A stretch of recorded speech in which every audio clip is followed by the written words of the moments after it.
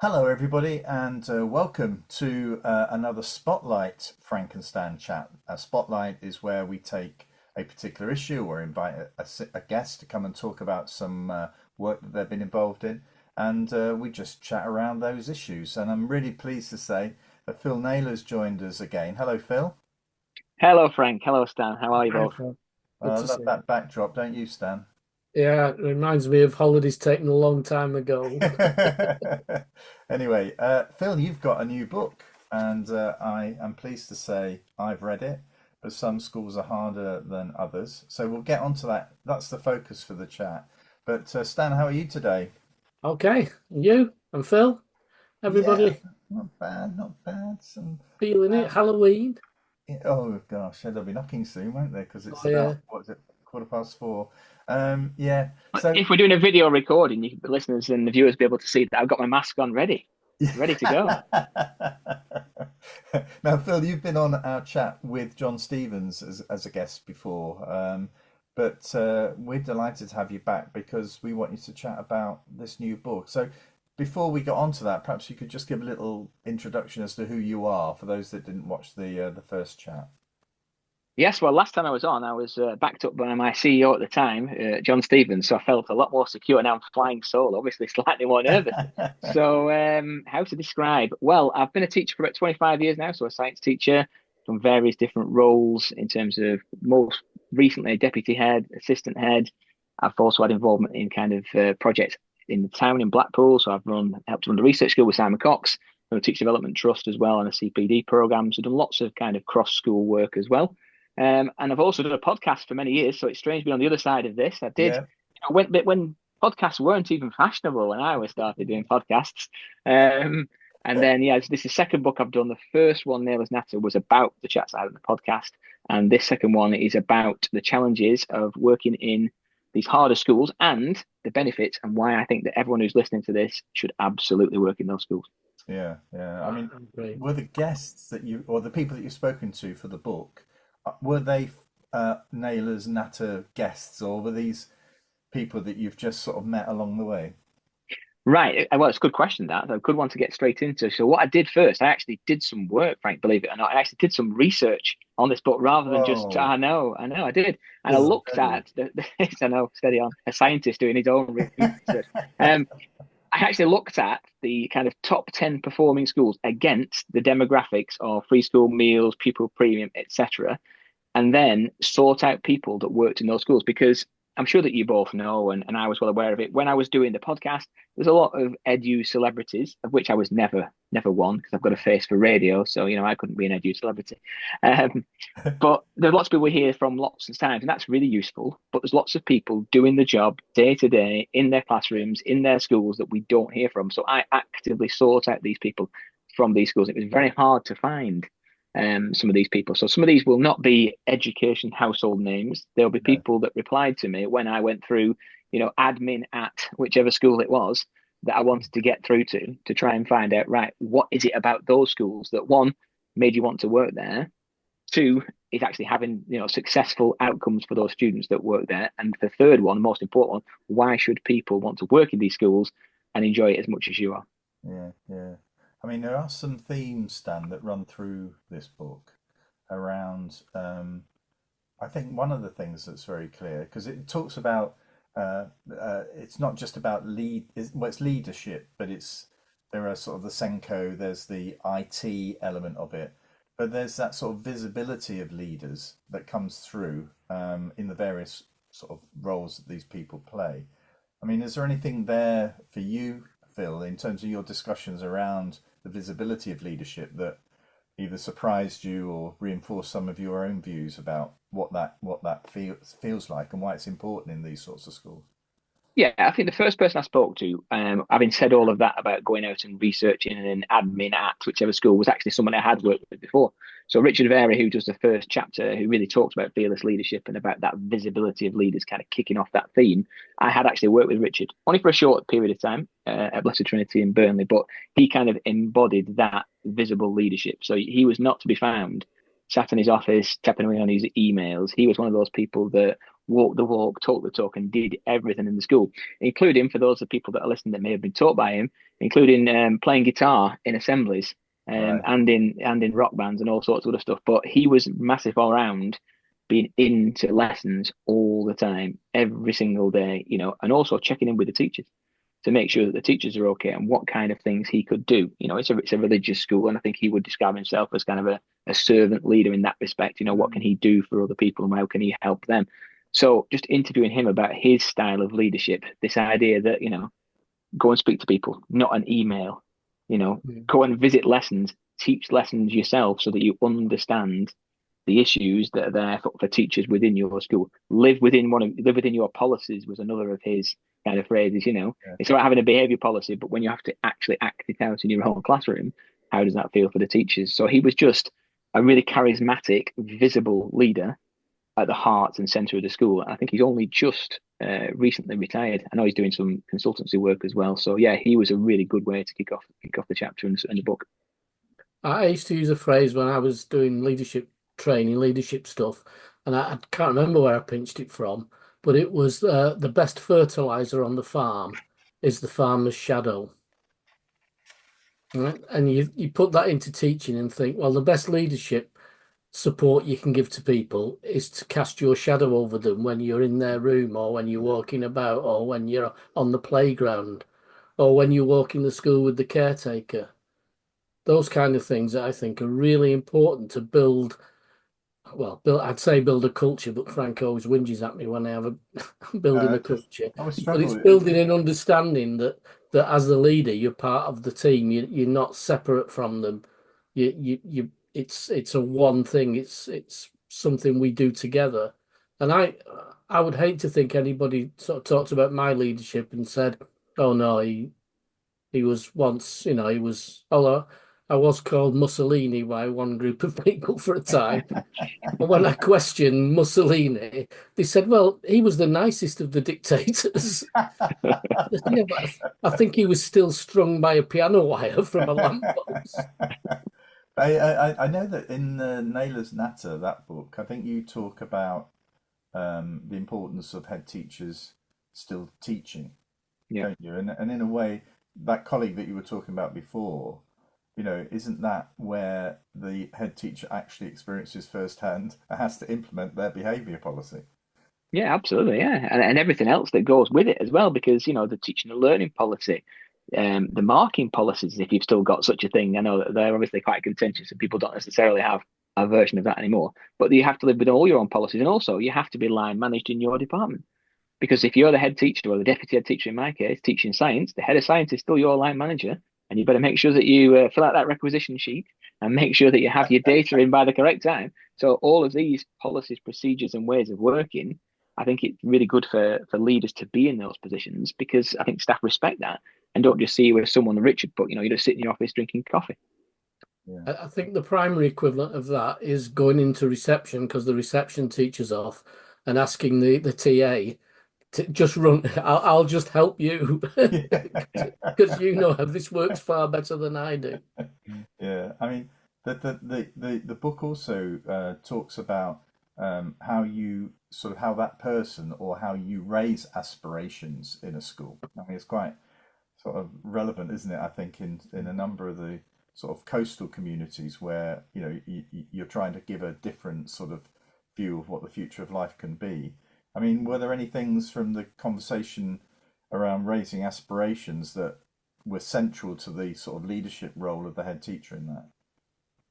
Yeah, I mean, I think that the episode there, or the conversation there was, let me get the right chapter, was Oh, that's the around. Mark Allen one. Yes, it was. It was Mark Allen with that. And I mean, if you've seen the work that Mark has done, and Mark's written a book himself as well, which I didn't know at the time when I interviewed him, and he's massive on, that kind of community feel to the school. So it kind of starts from outside of the school. So I don't know if you noticed in the chapter, Frank, as well. He said that, they go as far as walking into the centre of town, into the bus stops, and just to be around to make sure that students are getting on the Yes. buses, getting off the buses safe, walking them into school. Well, they're wearing this. They're wearing the uniform as well, aren't they?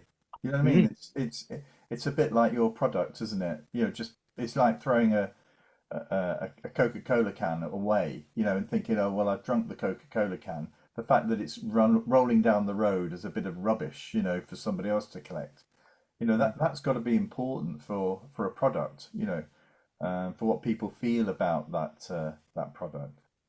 yeah, and I mean the thing for Mark was he's talking about, and he likened it to turning around a huge oil tanker. I think is the phrase that he used in terms of raising those aspirations in communities where perhaps lower aspirations have become entrenched over time, and people have worked in them sort of Yeah. schools for a long period of time.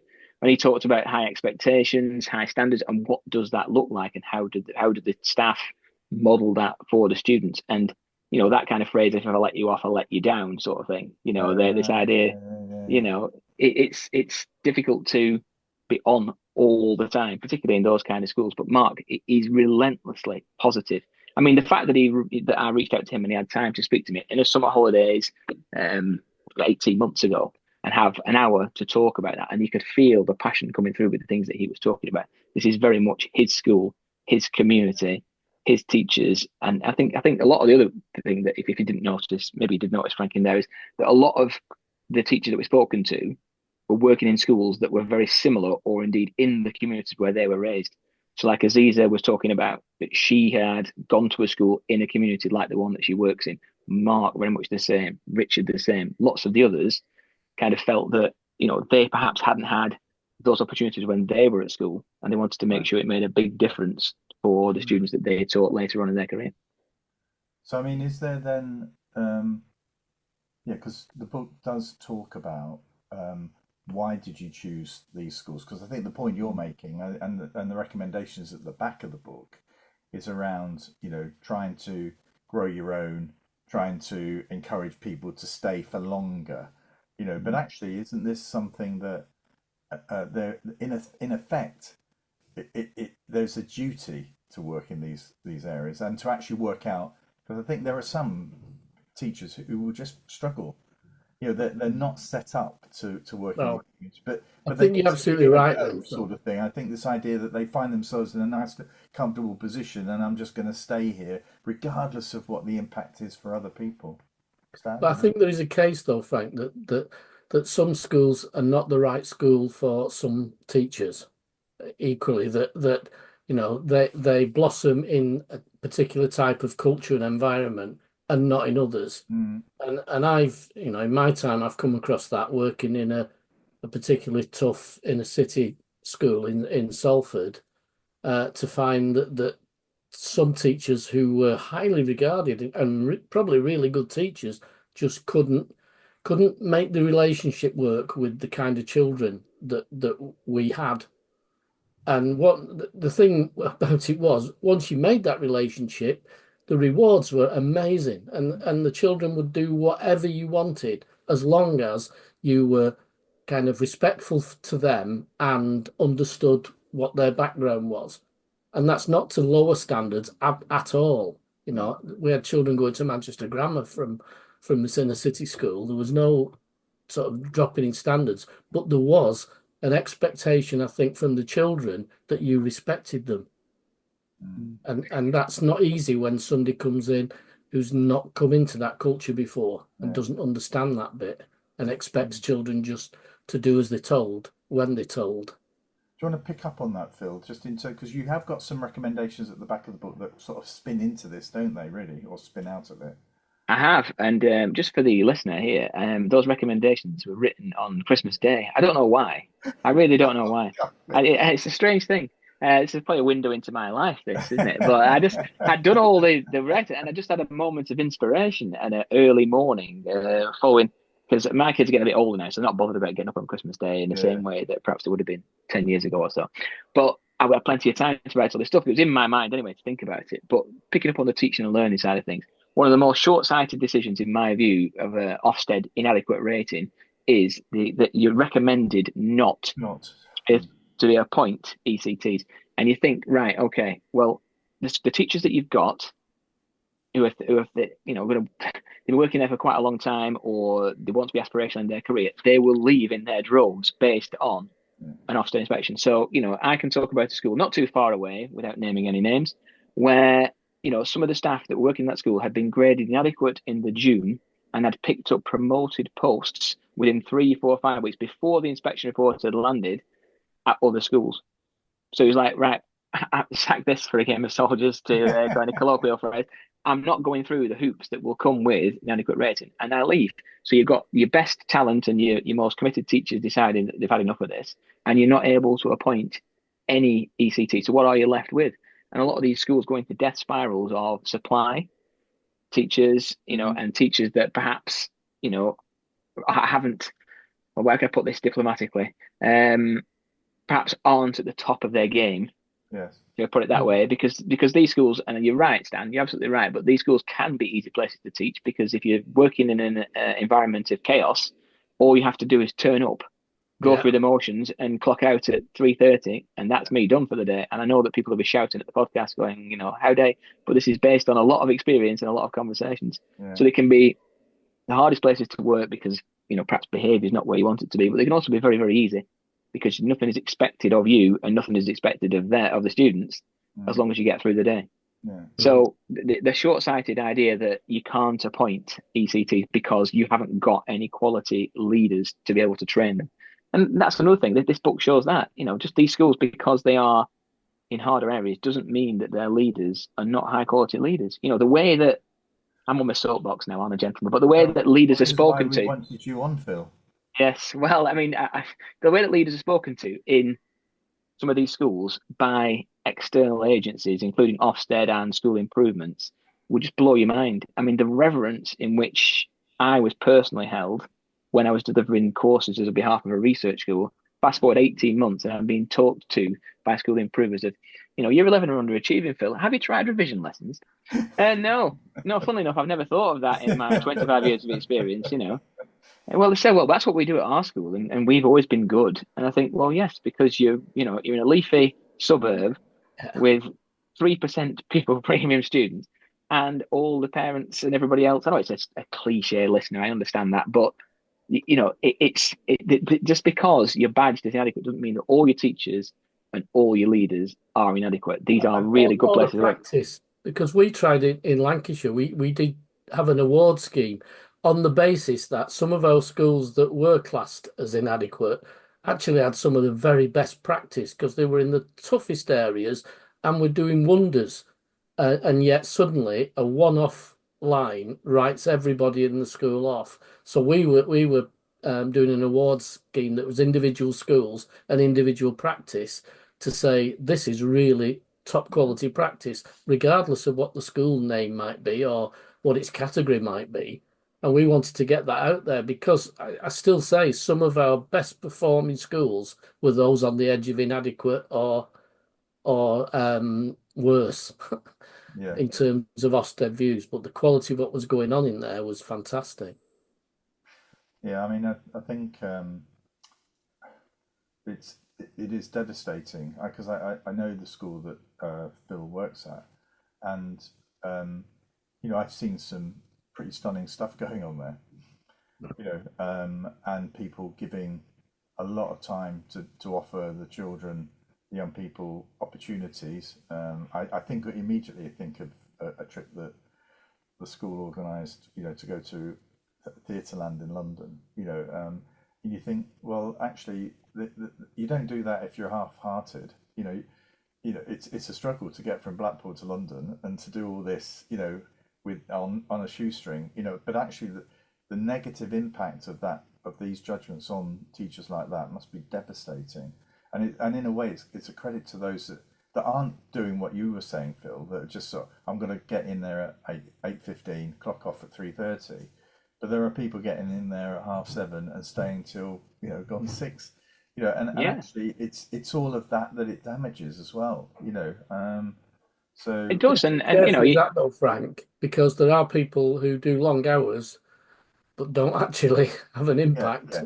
yeah, I get that, but I think for that particular I don't know. Well, you carry on, Phil.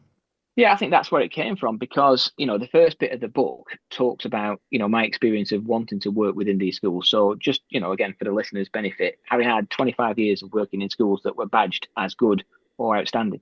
I started in a single-sex girls' school where I just turned up. I mean, I didn't know anything. I was a football coach turned teacher. I had a biology degree and I went into a classroom. I taught them something. They probably did most of the work themselves. I'm sure that some of them would say that. And, the SATs results were sevens. They used to get GCSE grades A. I used to think, oh, it's just easy this. I'm doing a great job here. This is wonderful. And after so many years of doing this, you get a little bit of itchy feet and you think, right, I want to go on, work at a higher level. So I want to go and look at that in a different school. But it's like you two said, the feeling I got and the vibe I got from the people that worked in that school, because I'd been in and out of that school on a project, was nothing like the reputation that perhaps the school had. And, when I applied for the job and I was successful and I got the job, thanks to John Stevens, as we mentioned at the beginning, the head teacher from the school I was working at said in my leavers speech, well, you're either mad or you're stupid or both. And I said, oh, thanks, Simon. And I'll just take the Parker pen and go now. To say you cannot have, ECTs or new teachers coming in because who suffers ultimately is going to be the kids until they get results and outcomes. It's a similar Yeah, I've thing. always thought you want a balance in most schools of a fairly stable staff with a turnover of people coming in with new ideas that may come in for 3 or 4 years and then move on. But you need some group of staff to hold the culture together, to be the stable side of the school. And I don't mean those to be sort of 9 to 5 clock in clock out people. I mean people who have still got the heart in the school, in the children, in doing what they want, but they want to work in that school. Yeah. But if you don't have, and I would say new teachers coming in with new ideas, and also teachers coming in that need to learn, so that everyone knows mentoring somebody works for both of you. So mentoring people in their first year of teaching is a really, well, reading about it now, it might not be as rewarding as No, it used to be used to be. because of the amount of work that has to go into it. Yeah, yeah. The 20 hours before you 20 can. hours. Yeah, yeah. I think one of the things, though, is because I'm conscious of the time, is the book does talk about some proposals around how you get staff to stay and how you pay staff more to work in these schools. Do you want to just develop on those points as well? Yeah. So, I mean, the first thing that surprised me is that apparently this has been done before, and I thought I was, Absolutely. Has. I, I thought I'd invented this. I No, thought this no, is a, no, this is an no, absolute nugget of a no. great idea. It was just trying to think of a Doesn't mean way to say it to. might not work again, done slightly differently. Hmm. I only know because when I moved to the school I talked about before as deputy, my wage had this extra bit in, and I'd never heard of it before. And it was extra money because it was a school in a difficult area, basically, in the city Salford. Hmm. I can't remember And what the phrase was now that the money was under the heading of. yeah, I So mean, I saw that on Twitter, and I thought, oh wow, so I'm perhaps coming around. A lot of these ideas do come around, but I thought in the same way that London's got a weighting, and I know that's because of cost of living, etc. I thought perhaps schools in certain demographics, if we're not going to take account of it in an Ofsted framework, we've got to take account of it in a remuneration because we need to encourage people to want to work in these areas and also in these circumstances. It's very Mm. difficult, when you're up against an inspection framework that doesn't take account of any of the contextual categories as far as I'm concerned. Although we did see some getting the green shoots, didn't we? And then we said we're going to inspect on attendance, and we know who that's going to Yeah, disproportionately affect. absolutely, absolutely. Um, Yeah, again, so you give with one hand and kind of take with the other. But if in the same way that I don't know, football clubs that are on the way up will perhaps be able to pay superstar footballers a little bit more to try and get people to come in. It was just an idea to try and encourage people to that. And also, if you've committed to working in one of these schools, don't just use it as a kind of stepping stone to the next thing. We see this quite a lot as well. And I had this yeah, conversation with a lot of people that if you can come in very quickly and very quickly shake up and turn around one of these schools in these circumstances, it's a very useful stepping stone for you as an assistant to a deputy to a head to say, look, I've changed the culture around. everyone's now lining up outside, which seems to be obviously a way to express culture. I'm not quite sure why. Or everyone's in single file on corridors or whatever it might be. And they also get, slightly better results for 1 year and then they're off. Whereas actually, the real, as you both know, because you've both done it, the real test will be over the period of time that you're there. I've never worked for any less than 5 years in any school. I always had this mental idea that take a year group from year 7 to year 11 all the way through just to see an impact over time. So the longer contracts and perhaps higher pay for that time will encourage people to stay around a little bit longer and also see what the impact of these people can be and give you that consistency. Because, I was nodding away when you were both talking before about the reaction I get now from year 11 is so much different from the reaction that I got when I walked through the door 5 years ago. I put my hand up in the canteen in the morning and everybody puts their hand up and it's fine.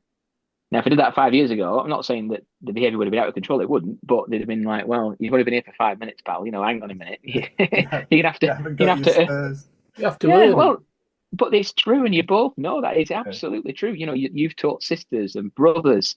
I'm getting to. I mean, when I first started at South Shore, it was someone said, "Oh, you taught my mum in Burnley." I was like, "Oh, blimey!" And this was a year 11 student as well. This wasn't a year 7. I'm thinking it really is a good start. But you can see that kind of over time because they get used to you, they trust you, the parents got that relationship with you. I live pretty close to the school as well, so this is. Can I give this as an example? And I'm just No, rabbit. I just please ran do. down. Please do. So I was in Blackpool A&E, and I told this in assembly. I was in Blackpool A&E with a mum she'd had a bit of an issue, and I'm sat there, as you can imagine, 6, 7, 8, 9 hours. And as you sat there, hunched over a lukewarm cup of tea from some, really nice volunteer who's coming around giving it here, one of the kids from school comes past. "Hey, sir, you okay? Oh, is this your mum?" "Yeah, yeah." "Oh, yeah. What's happened?" Having a really good chat with you when they've just broken the leg and being wheeled in a trolley coming through the school. And I think because you live in the communities, because you've worked there for a long time, because the parents trust you and the kids know you, these are the places to work. You're not going to get that necessarily in some of these other schools because you're right at the heart of the community. You go to the same hospitals, you go to the same supermarkets, you go to the same football matches. You see people and they speak to you. Yes. My kids dread it. I'll tell you, they dread it when I go for an eye test. It's like, oh, here we go again. There's 4 more students that come and say hello, but you don't always get that in all the No, schools. My no. classic for that was watching a rugby with Salford Rugby League, but over in Wakefield, away game, and seeing the stewards fighting with this lad to take him out, obviously caused some problems. And as they're dragging him out, and I looked at him, he went, "Oh, hiya, sir." He was then ejected. Brilliant, brilliant. I mean, bring this to a close. Do you feel what level of optimism have you got then about what the government has done, what various governments have done, that actually recognizing that it is hard working in some of these schools will actually bring about some sort of better understanding about the circumstances and the situation which people are facing? Are you Yeah, I mean, optimistic or are you feeling a little bit half baked on it? well, I'm feeling a lot more optimistic than I was when I started the book. Let's put it that way. So you've got to imagine this was written 18 months ago. So I mean, I don't know how many prime ministers ago that was, or how this looked. At the back end of an inadequate Ofsted inspection and feeling as the world is against you, and the politics are perhaps not aligning with more progressive approaches to education. Let's put it that way. Yeah.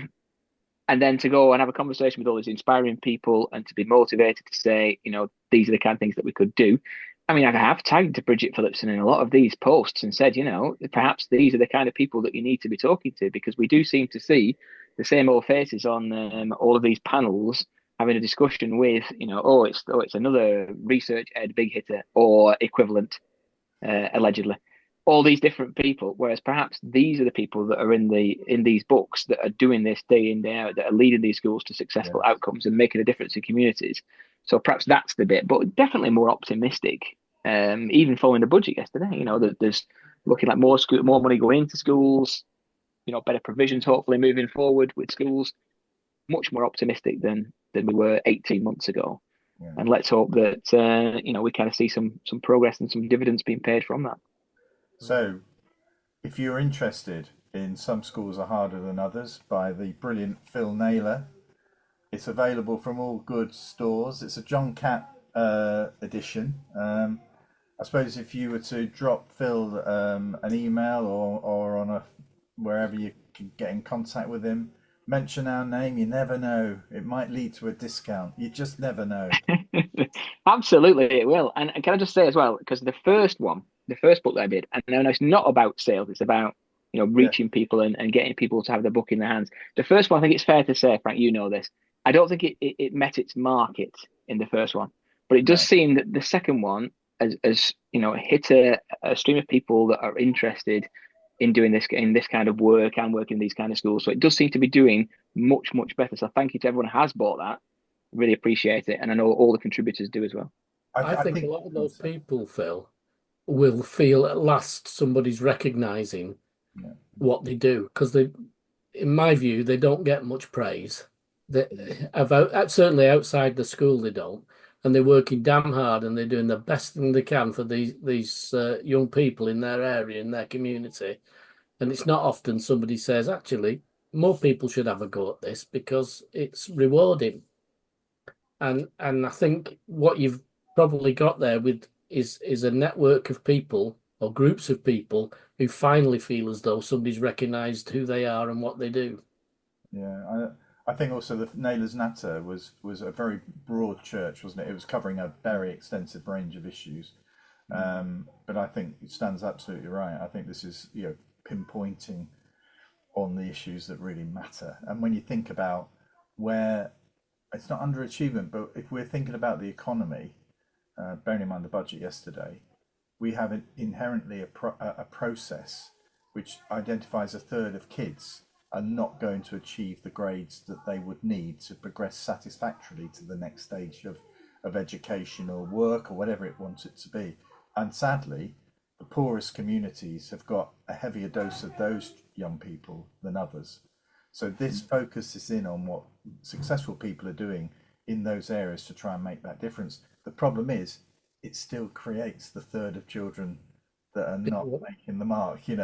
And if we're looking at an economy that needs to have everybody pulling together, we've got a system that works against that, I feel. But yeah, I'd recommend the book. I've read it, enjoyed it, and I'm sure Phil will be delighted if you were to reach out to him to offer your thoughts on an Amazon review or wherever else you offer your reviews. But thank you I very much, Phil. absolutely would indeed. And also, tip that I got for writing books and titles, it makes a big difference. So if you can lean into the Smiths at any point in titles, that's always beneficial. I Uh, actually think also the illustration on the front does something for me as well. Uh, yes, credit to Zeph. So Zeph worked with me all the way through this. So these are bespoke illustrations for the book. So Zeph spent a lot of time and a lot of energy and a lot of effort putting this together, and it was a huge thing for me because obviously, you know, uh, John Capp put it together, but obviously I've done all the interviews and commissioned the artwork for this. So I thought really makes a difference because we didn't have any artwork in Naylor's Natter, as you'll no, know. no. But this time it was a huge thing, and I think Zeph brings a lot of it to life and makes a massive difference. So yeah, if anyone's interested in working Zeph Bennett, we can always put a link to Zeph on the show notes, can't we as well? Yeah, we can. That's brilliant. Okay, well, thank you very much, Phil. It's lovely to chat to Thanks, you Phil. again. And yeah, for those of you, we have another Frankenstein chat coming up shortly. And we'll obviously have further spotlights as well. But it'd be great to catch up with you in perhaps a year's time, Phil, see what you're doing. Indeed. Thank you, Frank. Thank you, Stan. Much All right. appreciated. Take Yeah. care, everyone. Bye bye. Cheers. Bye.